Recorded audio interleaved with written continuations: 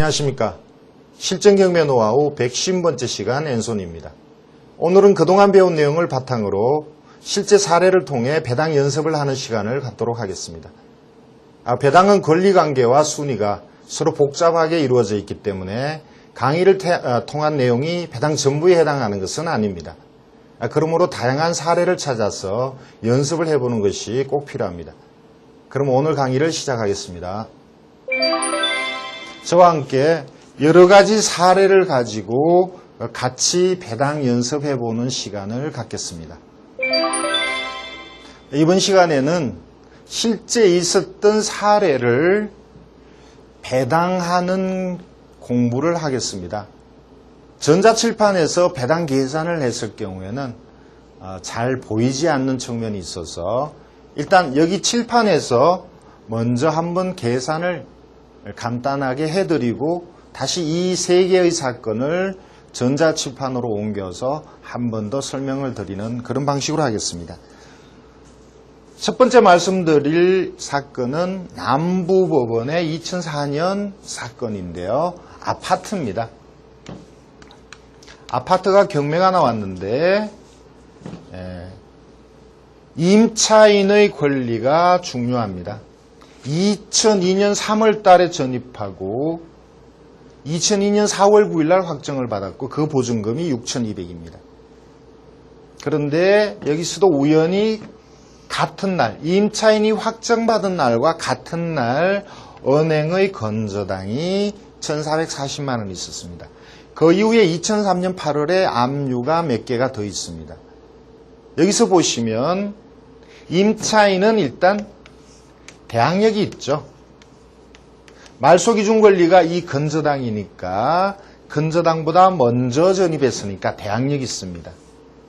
두 번째 임차인은 우선 변제권이 이 두 날짜 중 늦은 날짜죠. 그러니까 2002년 4월 9일 건저당과 같은 날이어서 안분배당을 받죠. 임차인은 안분배당 받은 다음에 그 금액이 6,200을 만족하지 못할 때는 결국 인수에 문제가 생기죠. 그래서 이 사건이 7천에 감정이 되었는데도 불구하고 인수의 문제가 생기니까 결국 가격이 아주 낮게 낙찰이 되었던 거죠. 그러면 과연 임차인 이 씨에게 얼마나 배당되고 낙찰자인 여러분은 얼마를 인수해야 될까? 정확하게 계산을 해야 되겠습니다.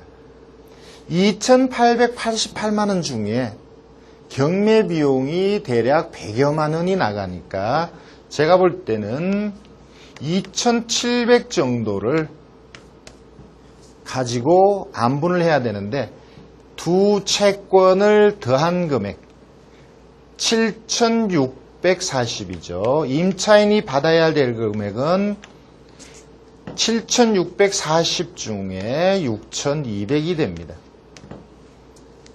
낙찰가에서 경매 비용을 빼고 2,700을 이 비율로 나눠서 계산을 하면 대략 2,190만 원이라는 금액이 나오네요. 임차인에게 배당되는 금액이 2,190이니까 대략 4,000만 원을 인수를 해야 된다는 거죠. 4,010만 원이 되나요? 4,010만 원을 인수해야 됩니다. 낙찰자는 2,888만 원에 4,010만 원이니까 6,900 정도의 낙찰받은 셈이 됩니다. 그래서 역시 우리가 배당을 배우는 것은 대항력 있는 이씨, 임차인 이씨에게 과연 얼마가 배당되고 낙찰자는 얼마를 인수해야 되느냐, 그것을 정확하게 알기 위해서 이런 계산 절차를 거쳐야 된다는 거죠. 자세한 내용은 이따 칠판에서 한 번 더 말씀을 드리겠습니다. 두 번째 사례는 성남에 있었던 오피스텔입니다. 이것은 오피스텔인데요. 이것이 감정이 1억 2천에 나왔었습니다. 제가 첫 번째 책에도 사례로 올렸던 책인데 내용인데요. 2004년도에 1억 2천에 감정이 돼서 나왔는데 첫 번째 누군가가 8,422만 원의 낙찰을 받았습니다. 그런데 그 내용을 보면 인수가 있다는 거죠. 인수가 있음에도 불구하고 너무 높은 금액의 낙찰을 받았습니다. 자, 왜 인수가 있느냐? 임차인 박 씨는 2002년 1월 12일 날 전입했습니다. 그리고 이틀 후에 확정을 받았습니다.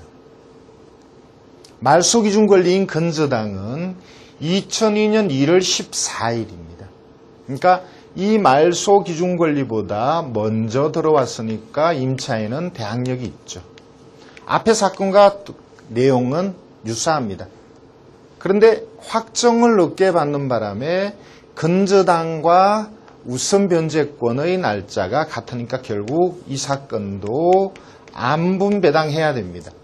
임차인에게 안분 배당하고 4,500 전액이 배당되지 않으면 결국 임차인의 보증금을 인수해야 되는 그런 사건이 되죠. 이번에는 경매 비용을 고려하지 않고 그대로 계산을 해보겠습니다. 8,422만 원 중에 임차인에게 과연 얼마가 배당이 되느냐? 총 2개의 채권 1억 4,500 중에 임차인에게 4,500의 비율로 배당이 되죠. 자, 이렇게 계산한 금액이 잠깐 찾아보겠습니다. 대략 3,000 정도, 아니군요. 2,613만 원이 임차인에게 배당받는 걸로 계산이 나오네요. 다시 말씀드리면 낙찰가를 임차인과 건저당이 같은 배당받는 순위가 되니까 안분해야 되는데 안분은 두 사람 채권자가 받아야 될 총금액 중에서 임차인이 받을 금액 이렇게 계산하면 2,613만 원이 나오고 결국 이것을 박 씨에게 지불하면 대략 1,900만 원 정도 아닌가요? 2,900만 원 정도의 인수가 나오죠.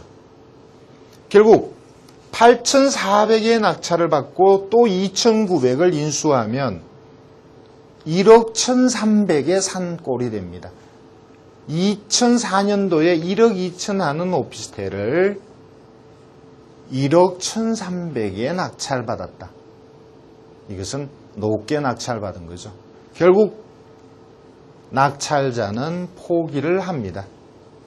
그리고 그 이후에도 또 낙찰받고 포기하고 세 번째 낙찰받은 사람이 최종적으로 잔금을 얻던 그런 사건이 되겠습니다. 다음 사건을 보시죠. 좀 특이하지만 여러분들이 꼭 알고 계셔야 될 내용입니다. 이 사건은 창원지방법원 2004타경 39814 이것은 주택입니다. 이미 제가 말씀을 드렸는데 주택의 배당에 있어서 건물 등기부와 토지 등기부가 내용이 같을 경우에는 전체적으로 배당을 하면 됩니다. 그런데 이 사건은 토지와 건물의 건저당이나 가압류된 내용이 다릅니다. 다른 내용은 이따 칠판에서 전자칠판에서 다시 보여드리기로 하고 토지가 먼저 건저당되고 그 이후에 건물이 신축되었기 때문에 토지의 건저당이 먼저 배당이 돼야 되는 거죠. 자, 이런 경우에는 낙찰되는 금액에서 토지와 건물로 나누어서 배당을 하는데 그 나누는 금액의 비율은 감정가의 비율입니다. 예를 들어서 이 사건에 있어서 총 감정된 금액이 1억 1,700만 원 정도입니다. 그런데 거기서 토지가 차지하는 비용 금액이 대략 7,150, 나머지 4천여만 원 정도가 건물입니다. 그래서 이 비율이 바로 61대 39라는 거죠. 1억 1,700짜리가 낙찰된 금액은 6,521만 원입니다. 그러면 6,521만 원을 토지 61%, 건물 39% 이렇게 배분을 한다는 거죠. 여기서 중요한 것, 제가 하나 미리 말씀을 드려야 되는데 말씀드리지 못한 부분이 있습니다. 토지는 이미 건저당이 되었었고 이후에 건물이 신축되었는데 건물이 등기되고 바로 임차인이 전입을 했습니다. 건물에 감유나 건저당과 같은 것들이 생기기 전에 임차인이 전입해서 이러한 임차인이 대항력이 있다는 거죠. 임차인의 대항력은 토지 건저당보다는 더 늦게 전입했지만 건물의 말소기준 권리보다는 먼저 전입해서 대항력이 있다는 거죠. 그래서 건물에게 낙찰가의 39%가 배당이 되는데 이 금액이 2,446만 원이고 이것을 가장 앞선 권리자인 임차인에게 배분을 해야 되는데 임차인이 여기서는 두 사람이 있습니다. 두 사람의 임차인 금액이 2,200, 2,300, 4,500이죠. 4,500을 받아가야 하는데 2,446만 원만 배당이 되니까 모자라는 2천만 원은 인수가 되는 거죠. 누누이 말씀드립니다만 우리가 배당을 배우는 이유는 인수가 있느냐 없느냐 이것을 정확하게 판단하기 위한 거죠. 특히 주택의 경우는 토지와 건물의 등기부가 다를 경우에 이것을 분리해서 배당을 해야 되고 분리했을 경우에는 여러분들이 예상했던 것 이상의 인수가 생길 수가 있다는 것. 자, 이 내용이 중요합니다.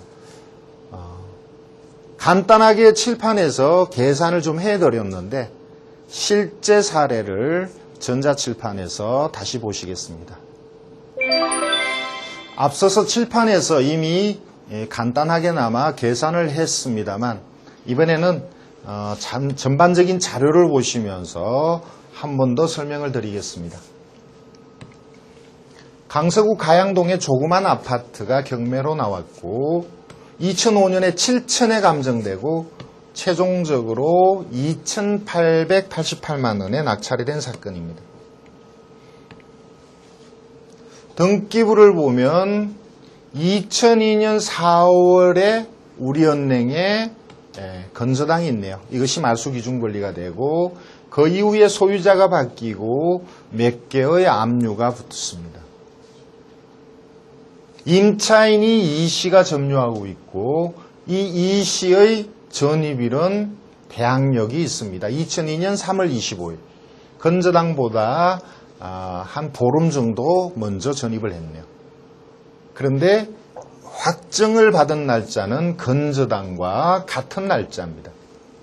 그렇다면 임차인의 우선 변제권은 전입과 확정을 모두 갖춘 날, 두 날짜 중에 늦은 날짜 2002년 4월 9일이 되죠. 건저당도 2002년 4월 9일입니다. 그렇다면 이 두 개 확정일자 임차인 물건, 건저당 물건은 안분 배당을 한다는 거죠. 안분 배당을 한 다음에 임차인에게 미배당된 금액은 낙찰자인 여러분이 인수를 해야 된다는 겁니다.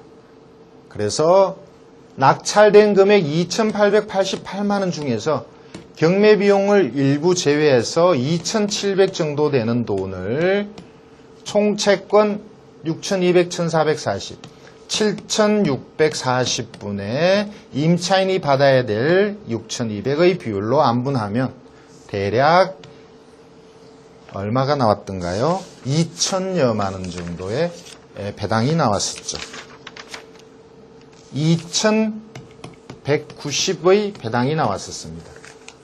6,200에서 2,190이 배당이 되었으니까 나머지 4천여만 원은 인수가 되고 결국 2,880만 원에 인수하는 4천여만 원을 보탠 금액이 낙찰자가 이 집을 매입한 셈이 됩니다. 다음 사건을 말씀드리죠. 경기도 성남시 분당구의 오피스텔이 경매로 나왔습니다. 2003년도에 1억 2천에 감정이 되고 이것이 8,422만 원에 한 번 낙찰이 되었고 대금을 미납했습니다. 그 다음에 누군가가 또 7,700에 낙찰받고 또 대금을 미납했습니다. 최종적으로 7,650만 원에 낙찰이 되었네요. 여기서 첫 번째 낙찰된 8,422만 원일 경우에 과연 어떤 배당이 이루어지는지 같이 보실까요? 8,422만 원에 첫 번째 낙찰이 되었는데 일단 등기부를 보면 2002년 1월 14일 날 농협에 건저당이 있습니다. 그런데 건저당보다 앞서서 박 씨가 전입을 했습니다. 그러니까 대항력이 있죠. 전입은 빠른데 확정일은 건저당과 같은 날이어서 결국 안분배당하게 된다는 거죠. 우선 변제권이 2002년 1월 4일, 건저당도 2002년 1월 14일. 둘 다 1월 14일입니다. 그래서 안분을 하게 되면 낙찰된 8,422만 원, 이번에는 경매 비용을 무시하고 계산을 해보면 여기서 농협이, 건저당권자 농협이 받아야 될 금액이 1억 1,700으로 돼 있는데 채권액은 실채권을 1억으로 보겠습니다. 그러면 1억 4,500 중에 임차인이 4,500을 배당받아야 되죠. 이렇게 계산한 금액이 얼마였던가요?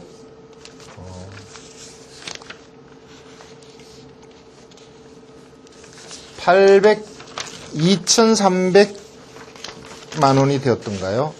잠깐만 자료를 찾겠습니다. 2,600만 원이 배당이 되었네요. 2,613만 원이 임차인에게 배당되는 금액입니다. 그렇다면 임차인은 1,900만 원 정도를 인수를 해야 되는 금액이 나오네요. 모자라는 금액 1,900을 결국은 낙찰자가 인수를 해야 되니까 낙찰된 금액에 1,900을 보탠 금액이 최종적으로 낙찰자가 매수한 금액이 되는 겁니다. 자, 1억 2천짜리를 8,400에 낙찰받고 또 1,900을 인수하니까 1억 1,300에 낙찰받은 셈인데 그 당시로서는 높은 금액에 낙찰받았다는 거죠. 그래서 낙찰자는 대금 납부를 포기한 겁니다. 그 두 번째 낙찰자도 역시 인수를 정확하게 계산을 못해서 대금 납부를 포기했습니다. 세 번째에도 거의 비슷한 금액에 낙찰이 되었는데 이때는 인수가 조금 줄어들죠. 왜 줄어드냐면 앞에서 누군가가 포기한 금액, 낙찰받고 10% 포기했었죠. 그리고 두 번째는 낙찰받고 포기한 금액이 10%가 아니고 그때는 또 20%죠. 그래서 700만 원과 대략 2천여만 원, 2천 200만 원이라는 포기한 금액이 있습니다. 여기다가 이번에 세 번째 7,650에 낙찰받은 사람이 있으니까 결국 9,650이라는 금액을 배당을 하니까 이 앞에 있던 사람들에 비하면 인수는 조금 줄어드는 거죠. 자, 여러분들도 정확하게 이렇게 배당 계산을 하실 수 있어야 합니다. 다음 사건을 말씀드리죠.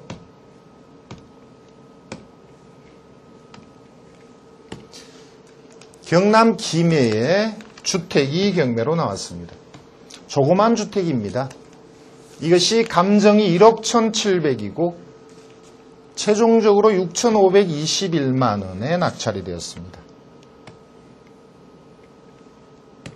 자, 여러분도 눈여겨보시죠.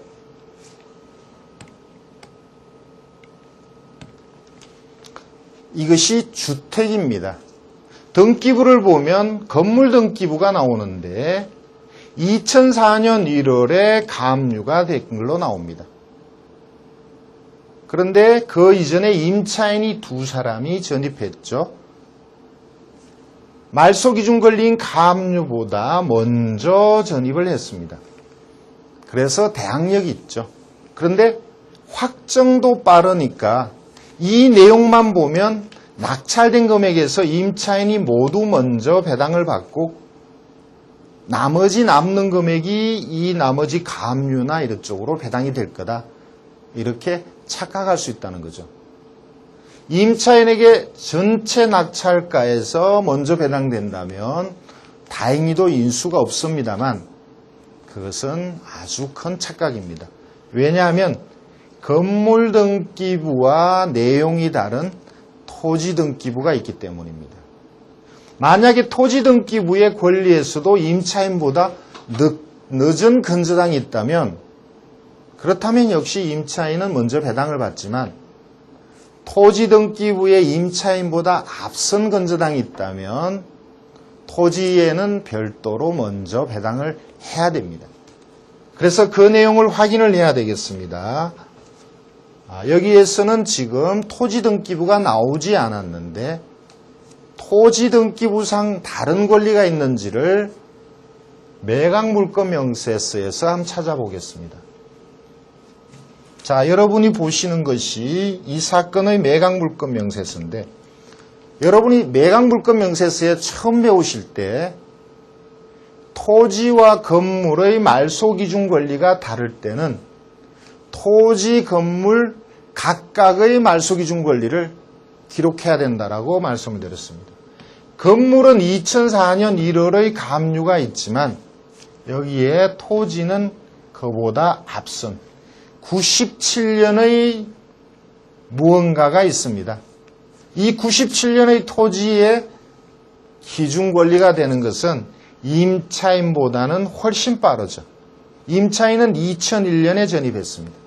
다시 정리하면 토지에는 97년에 무언가가 있고 건물은 2004년도에 가압류가 있는데 임차인은 2001년도에 전입을 했죠. 그러면 토지의 권리보다는 임차인이 늦고 건물의 권리보다는 임차인이 빠릅니다. 이 경우에 임차인은 대항력이 있다라고 그랬죠. 그러면 토지의 이 97년의 권리가 뭔가? 결국 토지 등기부를 보셔야 합니다. 자, 여기서는 지금 토지 등기부가 제공되지 않고 있는데 이러한 내용이 나옵니다. 보시면 경매를 신청한 예금보험공사가 임의경매라는 기록이 나옵니다. 임의경매를 신청할 수 있는 권리가 어떤 거죠? 근저당 담보가등기입니다. 그런데 건물의 등기부에서 예금보험공사의 근저당이나 담보가등기가 없습니다. 단지 가압류가 있을 뿐입니다. 결국 예금보험공사의 이 임의경매는 토지 등기부상의 권리라는 거죠. 토지 등기부상에 예금보험공사가 근저당이나 담보가등기가 설정되었을 것이고 그것이 97년도에 설정된 거라는 거죠. 자, 이제 정리를 해야죠. 그렇다면 이 낙찰 대금 중에서 토지와 건물을 분리해서 배당을 해야 된다는 결론이 나옵니다. 어떤 방식으로 이 금액을 배분하느냐? 그것은 여기에 나오는 감정가의 비율입니다. 총 감정가가 1억 1,700만 원 정도인데 토지가 7,150, 건물이 4,600 정도 됩니다. 총 금액에서 69%, 31% 아니죠. 61%, 39%. 낙찰되는 금액에서 토지 쪽으로 61%가 배당이 돼야 하고 건물 쪽으로는 39%만 배당이 된다는 거죠. 자, 이 39% 건물에 배당되는 것이 결국 임차인에게 배당될 몫입니다. 계산을 해보면 낙찰가가 6,521만 원이었죠. 경매 비용을 무시하고 6,521만 원을 토지와 건물에 배분을 하는데 건물에는 39%만 배분이 갑니다. 자, 이렇게 계산한 금액이 2,440만 원 정도입니다. 임차인 두 사람이 받아야 될 금액은 4,500이죠. 4,500을 배당받아야 되는데 2,400만 배당되니까 결국 2,000만 원 정도의 인수가 생긴다는 거죠.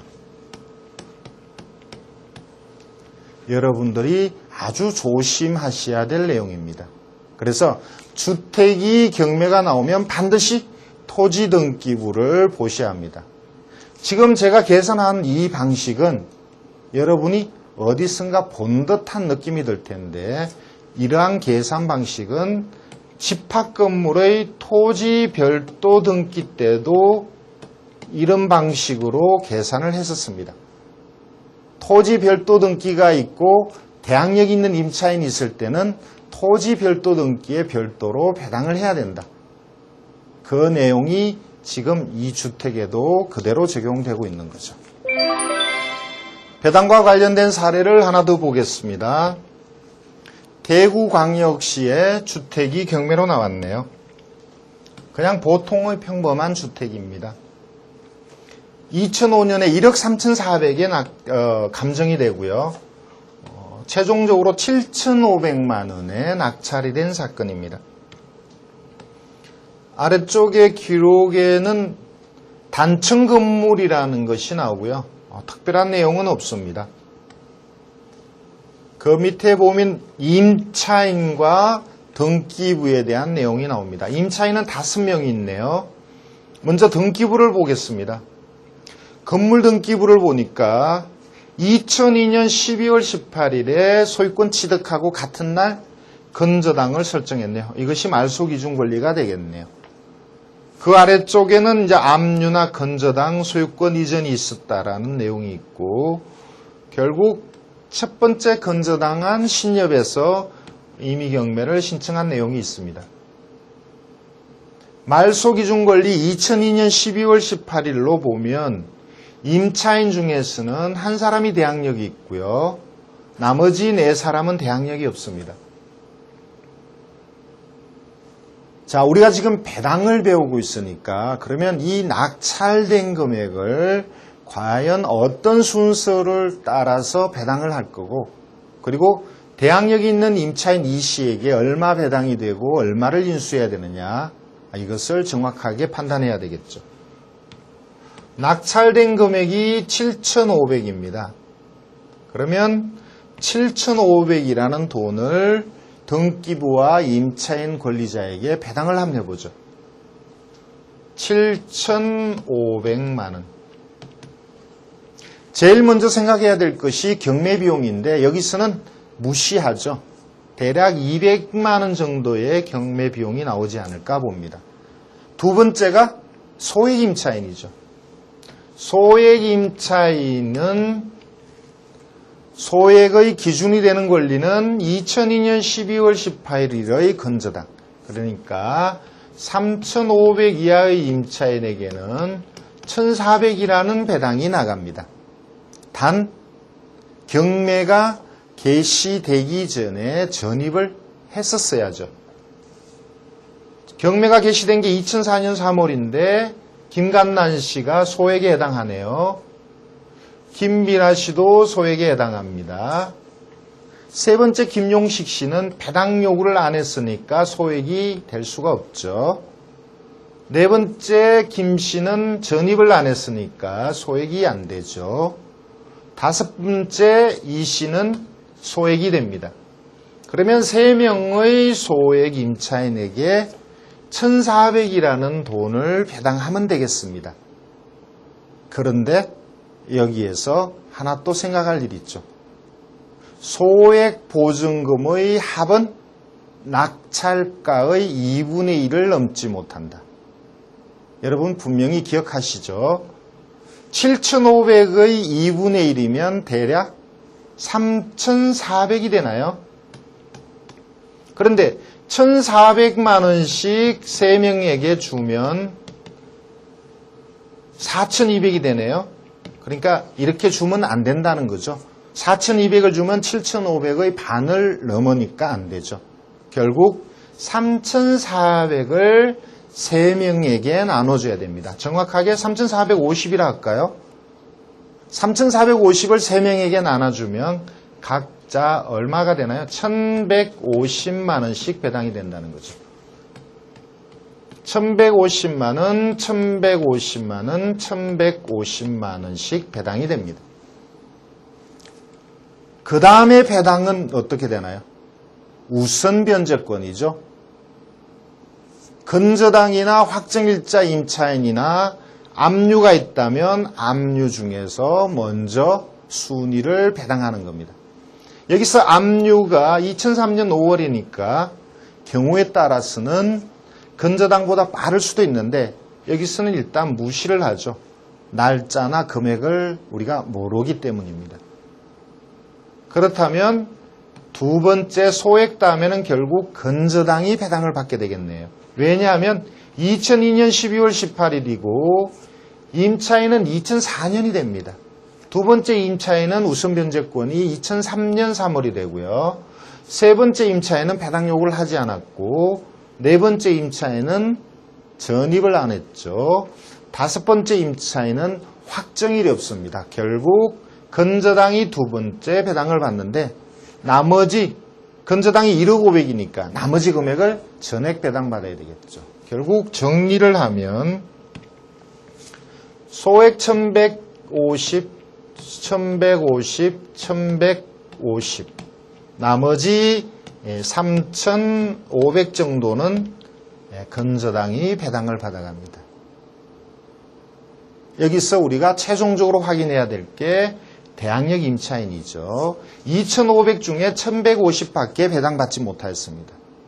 모자라는 1,350만 원은 인수가 되죠. 결국 낙찰자는 7,500에 1,350이니까 대략 8,800만 원에 이 두 개 금액을 합한 8,800여만 원에 낙찰받은 셈이 되겠습니다.